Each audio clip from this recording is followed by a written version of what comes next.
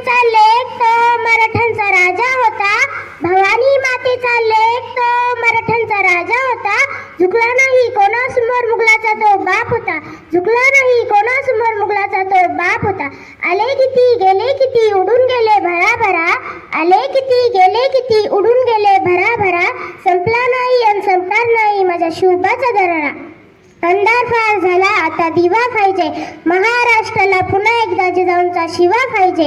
एक होते शिवाजी, भीती नव्हती त्यांना जगाची, चिंता नव्हती परिणामांची, साथ होती आई भवानी व माता जिजाऊंची. देशात लाट आली भगव्याची आणि मुहूर्तमेत रुळवली स्वराज्याची. म्हणूनच म्हणतात जय भवानी जय शिवाजी. सन्माननीय व्यासपीठ, व्यासपीठावरील मान्यवर गुरुजनवर व इथे उपस्थित असलेले शिवभक्तांनो, मी मानसी आज मी येथे अशा एक महान व्यक्तीबद्दल बोलणार आहे ज्याची मला तुम्हाला नाही तर संपूर्ण देशाला अभिमान आहे. ते छत्रपती शिवाजी महाराज. सर्वप्रथम रयतेचा राजा छत्रपती शिवाजी महाराज यांना माझा मानाचा मुजरा.